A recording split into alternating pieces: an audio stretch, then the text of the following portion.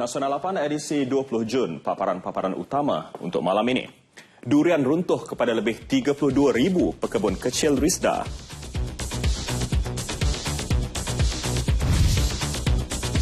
Malaysia mohon ekstradisi 8 perampas kapal tangki. Dan ringgit diunjur meningkat minggu depan. Perinciannya bersama saya, Fatil Hidayat Ghazali dan Nur Mazalina Muhammad Noor dalam Nasional 8.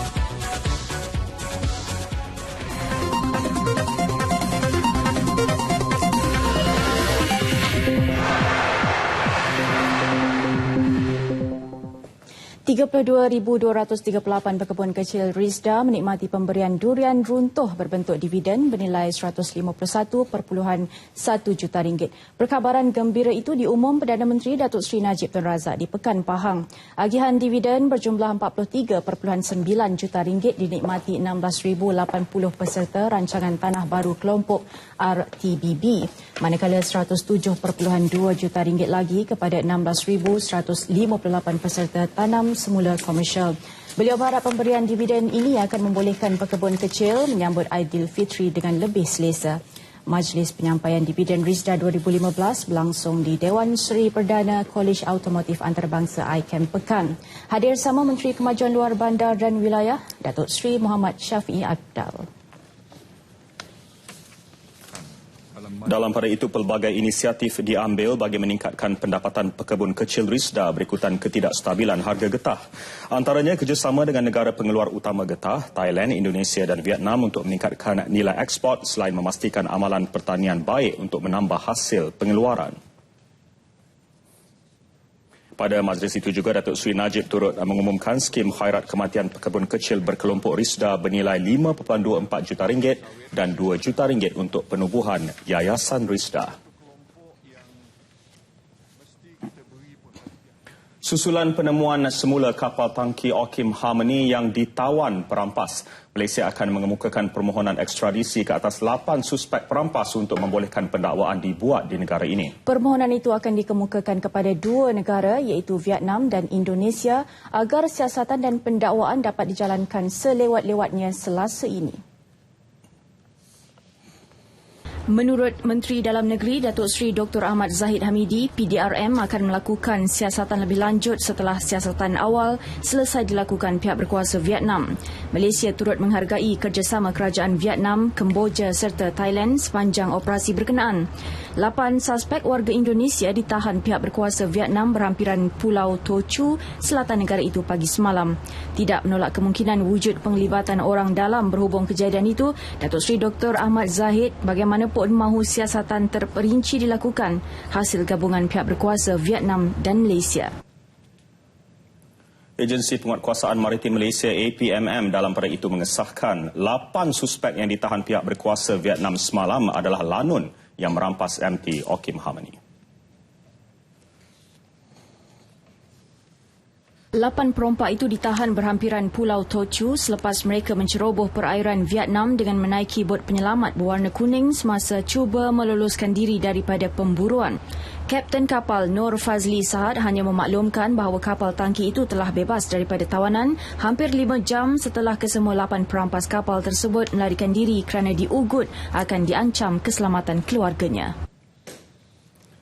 Kejayaan menemui semula MT Okim Harmony adalah hasil operasi yang bermula sejak 11 Jun lalu. Operasi melibatkan 16 buah kapal dan 13 buah pesawat milik Tentera Laut Diraja Malaysia TLDM, APMM dan juga aset ketenteraan Australia dan Indonesia.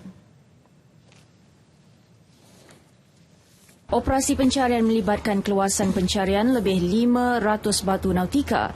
Laksamana Muda Markas Wilayah Laut 1 TLDM, Datuk Azhari Abdul Rashid pada sidang media di pangkalan TLDM Tanjung Gelang, Kuantan menjelaskan kapal tersebut mulai dikesan pesawat milik Tentera Laut Australia yang menemuinya dalam keadaan mencurigakan selain namanya ditukar kepada Kim Harmon. 17 hari bulan, jam 3.44 petang. Di mana kita telah mendapat laporan daripada pesawat tentera udara Diraja Australia P3C Orion telah berjumpa ataupun menemui kapal tersebut di Gulf of Thailand, di Teluk Siam. Okey. Dan bila kita dapat maklumat tersebut, kita terus menugaskan kapal-kapal yang sedang membuat search and rescue di belah selatan ke utara. Tambah beliau, kapal KD Terengganu diarah ke lokasi tersebut, namun perampas hanya membenarkannya berada pada jarak 5 batu nautika dari kapal tangki berkenaan. Hasil rundingan akhirnya pada pukul 2.30 pagi 19 Jun, kesemua 22 anak kapal dibebaskan. Pada 11 Jun lepas, kapal berkenaan terputus komunikasi dengan pangkalan pada 8.57 malam di timur Tanjung Sedili, Kota Tinggi Johor.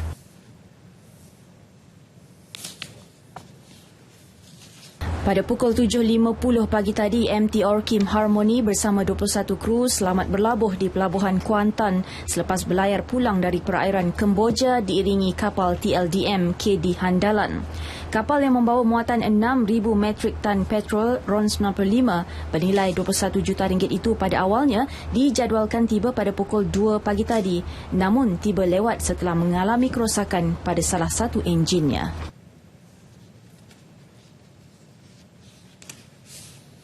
Ketika ini, kesemua anak kapal sudah menjalani pemeriksaan kesihatan dan diambil keterangan. Seorang anak kapal warga Indonesia yang cedera ditembak perompak juga dilaporkan stabil dan dirawat di Hospital Kubang Krian. Mangsa Mawid Matin dilaporkan terserempak dengan kumpulan perompak berkenaan ketika membuka salah sebuah pintu kapal bagi membuang sampah pada 11 Jun lepas. Ketua Penguatkuasa Daerah Maritim Tok Bali, Kapten Maritim Nurul Hizam Zakaria berkata, hasil siasatan akan dihantar ke Maritim Pusat untuk tindakan lanjut. Bagi kes ini sekarang masih lagi dalam peringkat awal siasatan dan siasatan diketuai sendiri oleh pihak cawangan siasatan jenayah maritim di Ibu Pejabat Maritim di Putrajaya. Sementara itu, Timbalan Duta Besar Indonesia ke Malaysia Hermono yang turut berada di Pelabuhan Kuantan berkata, Mawid yang berasal dari Bangkalan cedera ditembak ketika cuba melawan seorang daripada perompak berkenaan. Manakala 4 lagi anak kapal warga negaranya berada dalam keadaan baik dan tidak mengalami trauma yang teruk. Tidak ada fisik maupun kejiwaan terlihat normal. Dan mereka memang selama di hijack itu diikat tangannya, tetapi tidak ada kekerasan fisik, hanya kadang-kadang dibentak-bentak gitu ya, diancam. Tetapi kekerasan fisik tak ada. Jadi semua normal. Kesemua mereka kecuali seorang menyatakan masih berminat untuk meneruskan kerjaya dengan syarikat berkenaan. Tiada apa yang mampu diucap waris anak kapal terlibat selain kesyukuran kepada Ilahi sebaik mengetahui anak kesayangan mereka dalam keadaan selamat. Itulah perasaan Ahmad Bustaman Deraman dan isteri Artatik Kadiran. Ibu bapa salah seorang anak kapal iaitu Nur Zaini, 23 tahun yang selamat tiba di Kuantan pagi tadi. Perkabaran gembira itu diterima mereka yang tinggal di kampung Merbau Menyusut, Langkap Setiu, Terengganu melalui televisyen. Ahmad Bustaman, 57 tahun, mengakui beliau langsung tidak lena tidur sejak seminggu lalu kerana memikirkan anaknya Zaini yang banyak membantu keluarga.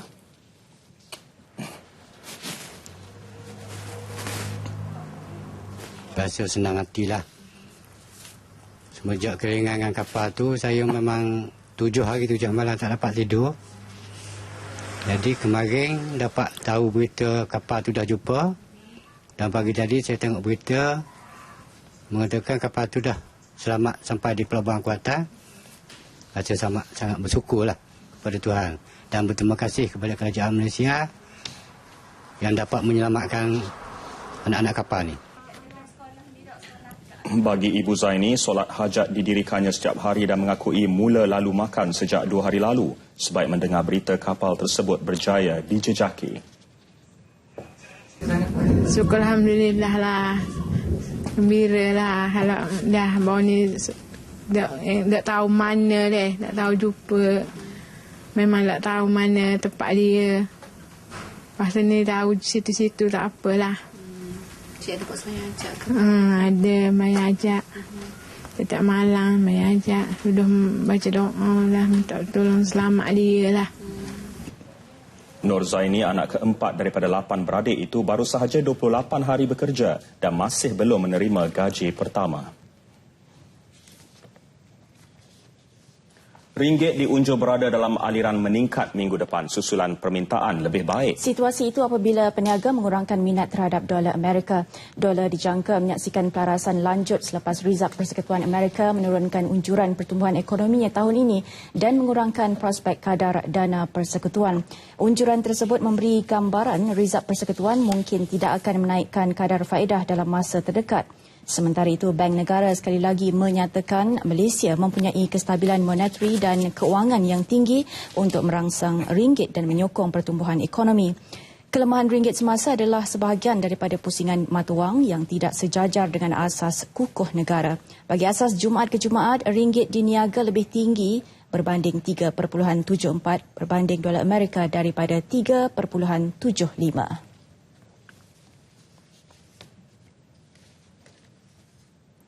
Tinjauan awal bagi mengenal pasti laluan baharu mendaki Gunung Kinabalu akan dilakukan bagi menggantikan laluan asal yang runtuh akibat gempa bumi pada 5 Jun lepas. Tinjauan itu juga akan mengenal pasti kerosakan pada bangunan yang terdapat di Laban Rata. Pengurus Taman Daratan Taman-Taman Sabah, Maipol Spite berkata tinjauan laluan terlibat adalah di kilometer 1.5 hingga kilometer 1.8, di kilometer 6.1 hingga kilometer 7 dan laluan dari Mesilau ke Layang-Layang. Hasil tinjauan akan diserahkan kepada Jawatan Kuasa Teknikal untuk proses penilaian dan kelulusan. Tragedi gempa bumi yang berpusat di Ranau itu mengorbankan 18 nyawa terdiri 6 rakyat Malaysia, Singapura 10 dan masing-masing seorang rakyat Jepun serta China. Dalam perkembangan berkaitan, jumlah penduduk terjejas akibat banjir lumpur dan tanah runtuh di Kundasang kekal 144 orang daripada 31 keluarga petang ini. Ketua Perhubungan Awam Jabatan Bomba dan Penyelamat Sabah, Muhammad Effendi Ramin berkata tiada perubahan bilangan mangsa banjir yang mendapat perlindungan di Pusat Pemindahan Dewan Mini Kundasang setakat awal petang ini. Penduduk yang majoritinya dari Kampung Mesilau itu dipindahkan sejak Isnin lalu ekoran kejadian banjir lumpur. Sementara di Ranau, kesemua penduduk kini telah kembali ke rumah masing-masing setelah pusat pemindahan banjir di Dewan Masyarakat Ranau dan Marakau telah ditutup. Namun bantuan bekalan minuman dan makanan masih diterima daripada pelbagai pihak. Lebih 300 kotak air minuman dan lebih 600 bekalan makanan diagihkan kepada penduduk di Dewan Masyarakat Ranau oleh Ketua Pemuda Parti Gerakan Sabah, Clarence Lee. Okeylah sebab di semua ada penduduk di sekarang ni kurang air kan. Jadi lagipun di kita punya bakalan air pun terputus, jadi kira eloklah kena buat macam ni. Rasa senanglah karena kalau dalam keadaan begini sewajarnya lah ada bantuan begini kan. Sekarang saya rasa senanglah sebab tidak perlu mau minta air sih dan bebas orang mau ambil air. Sebelum ni tidak berapa bebas. Ada yang tidak dapat tunggu karena bawa dapat tarnama lagi dan dia dorong terus pulang. Jadi hari ini? Hari ini sidang. 43 keluarga terjejas banjir yang kini mendiami kemah di penempatan sementara Bandar Utama Gua Musang akan dipindahkan segera ke kamp PLKN Etno Botani Gua Musang. Pengurusi bersama Jawatan Kuasa Pasca Banjir Kelantan, Datuk Seri Mustafa Muhammad berkata, pemindahan secara berperingkat itu dijangka selesai menjelang Aidilfitri. Sementara itu, maklumat lengkap kemajuan proses pemulihan banjir di negeri itu akan dikeluarkan dalam tempoh seminggu. Ia turut merangkumi jumlah rumah kekal baharu yang telah siap sepenuhnya dan yang masih dalam pembinaan. Inisiatif itu bagi mengelak wujud percanggahan mengenai angka sebenar selain bersikap adil kepada semua pihak yang banyak membantu penduduk terjejas banjir.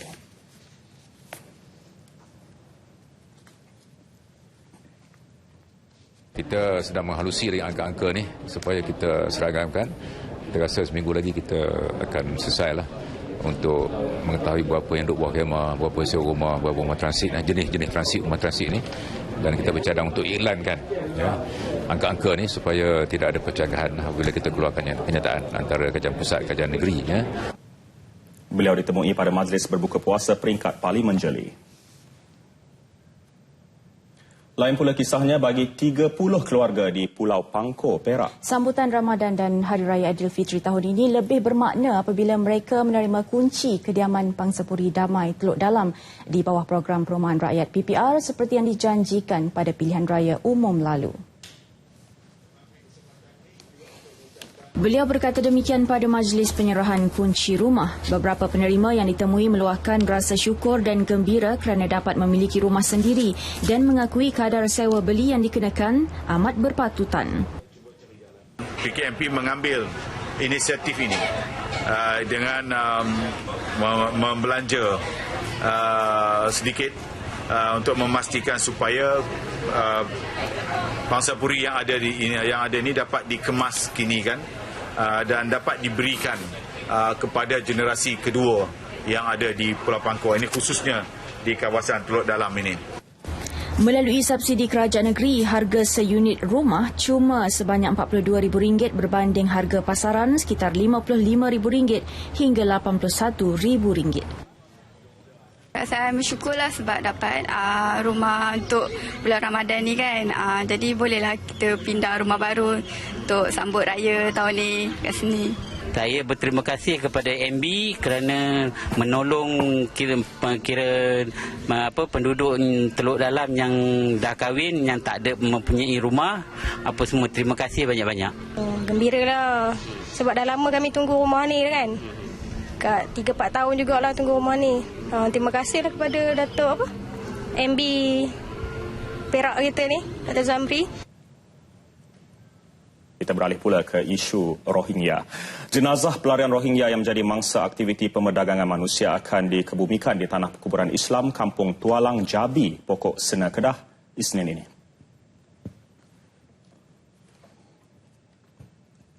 Setiausaha Akhbar Menteri Besar Kedah Muhammad Faisal Jaafar dalam satu kenyataan berkata Datuk Seri Mukhlis Mahathir dijangka menghadiri majlis tahlil yang akan diadakan pada hari berkenaan. Kerajaan negeri terpaksa menangguhkan kerja-kerja pengkebumian yang sepatutnya dijadualkan pada 15 Jun lalu bagi menanti kesemua proses bedah siasat mayat di Hospital Sultanah Bahiyah Al-Ustar selesai. Atas dasar kemanusiaan, Kerajaan Negeri Kedah menawarkan tanah di negeri itu untuk mengebumikan kesemua jenazah yang ditemui di 28 kem dekat Wang Kelian.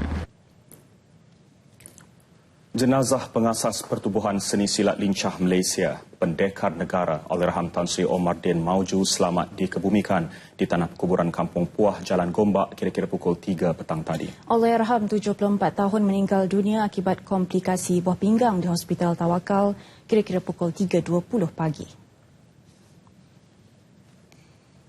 Terdahulu, jenazah Allahyarham dibawa ke Kompleks Lincah Mahaguru Omar Din untuk disembahyangkan.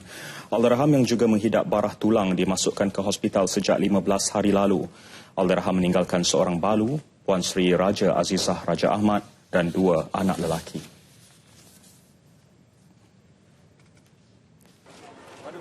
Perdana Menteri menyifatkan pemergian Allahyarham Tan Sri Omar Din sebagai satu kehilangan besar.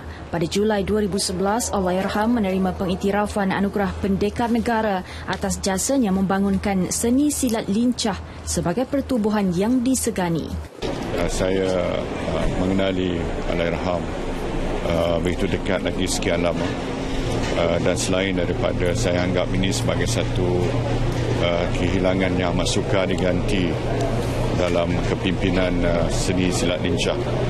Secara peribadi saya kehilangan seorang sahabat yang karib pada diri saya dan saya amat menghargai apa yang telah Allahyarham lakukan atas nama agama dan atas nama bangsa Melayu.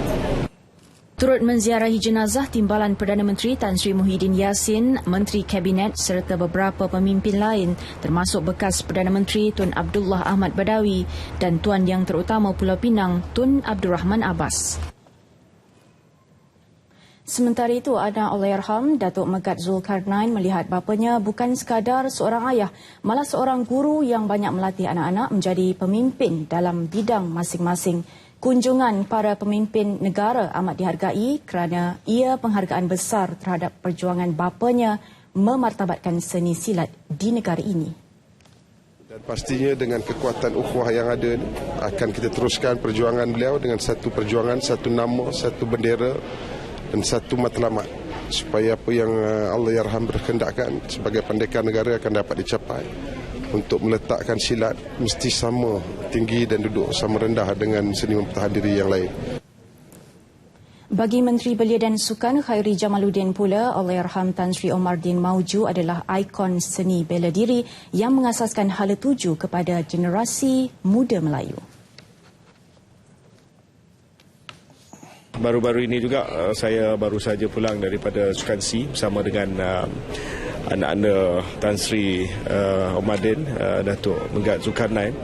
Kita melihat kebangkitan semula silat olahraga dengan kemenangan beberapa pingat emas, 3 pingat emas. Ini juga adalah hasil usaha Tan Sri Allahyarham. Bukan hanya melihat silat sebagai satu seni warisan, tetapi juga sebagai satu sukan, sebagai satu aktiviti yang boleh kita bawa ke pesada antarabangsa.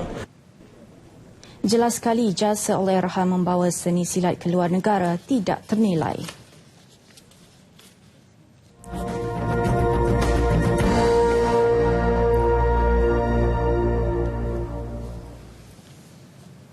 Meskipun tempoh kepengerusian Malaysia dalam Majlis Keselamatan Pertubuhan Bangsa Bersatu UNSC berakhir 30 Jun ini, banyak tugasan besar bakal menanti bagi melengkapkan tanggungjawab selaku anggota tidak tetap sehingga tahun depan. Menjelang Perhimpunan Agung ke-70 PBB September ini, Malaysia mesti mempamerkan satu pendirian tegas supaya segala pendapat, syur dan usaha yang dilaksanakan terus dihormati oleh negara-negara anggota. Bagaimanapun, untuk merealisasikannya bukan tugas mudah.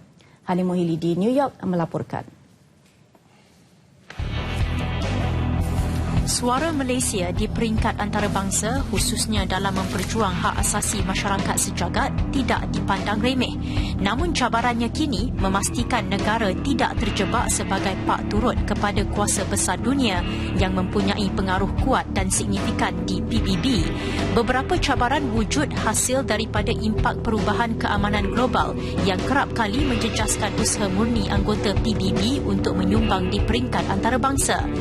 Tanggungjawab yang digalas Malaysia sewajarnya membawa perubahan serta transformasi kepada PBB, terutama Majlis Keselamatannya dalam aspek menangani konflik global. Ini berdasarkan rekod tahun 1991 hingga 1996 yang menyaksikan Malaysia tersenarai sebagai antara 10 negara penyumbang utama bagi misi pengaman antarabangsa anjuran PBB. Secara umumnya, keanggotaan Malaysia diterima baik oleh masyarakat antarabangsa kerana pembabitan dan sumbangan aktifnya dalam pelbagai aktiviti yang bersifat multilateral, khususnya membabitkan usaha penyelesaian konflik serantau dan antarabangsa. We believe that the concept of moderation could be applied positively towards the Council's role in conflict prevention and post-conflict peace building. We wish to play a more assertive role during our presidency of the Security Council in pushing forward our priorities on issues such as the protection of children in situations of armed conflict.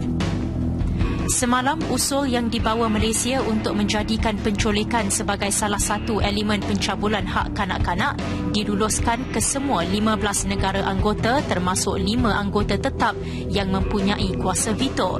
Malaysia menggesa agar tindakan bersepadu dilaksana bagi menamatkan penderitaan kanak-kanak akibat peperangan, selain meminta semua pihak mengambil pendirian tegas untuk mendakwa kumpulan yang bertanggungjawab melakukan keganasan terhadap kanak-kanak. The addition of abduction as a trigger for listing would contribute to holding perpetrators of abduction of children in armed conflict accountable for their transgressions. All parties that are listed in the annexes of the report are required to adopt and implement a concrete time-based action plan to end and prevent grave violations against children in collaborations with the United Nations. Keanggotaan Majlis Keselamatan PBB penting kerana ia membenarkan negara anggotanya mencampuri dan bersuara dalam menangani isu berkaitan keamanan serta keselamatan dunia seperti konflik Syria dan Israel-Palestin, sekatan terhadap Iran dan Korea Utara, kegiatan keganasan militan IS serta operasi pasukan pengaman PBB. Dominasi kuasa besar terhadap negara kecil memberi kesan kepada PBB kerana pertubuhan itu dilihat kurang berpendirian dan tidak sependapat dalam isu penting terutama berkaitan undang-undang antarabangsa. Jika kelima-lima negara yang mempunyai kuasa veto gagal mencapai kata sepakat, maka amat sukar untuk anggota tidak tetap melakukan sesuatu yang memberi makna. Ekoran itu, tanggungjawab yang digalas Malaysia serta peranan yang diberi perlulah merangkumi kesediaan negara untuk terus membincangkan transformasi dan pembaharuan komprehensif PBB dan Majlis Keselamatan Badan Dunia itu. Hani Muhili dan Zamzi Othman, New York. Bagi menambah keberkatan bulan mulia ini, konvoi jelajah Ramadan RTM 2015 singgah di Kedah. Bazar Ramadan Pekan Bidong dan Rumah Seri Kenangan antara destinasi yang dikunjungi peserta sebelum bergerak ke Pulau Pinang. Ya, saksikannya sebagai penutup paparan Nasional 8 untuk malam ini. Dengan itu, Assalamualaikum. Dan salam satu Malaysia.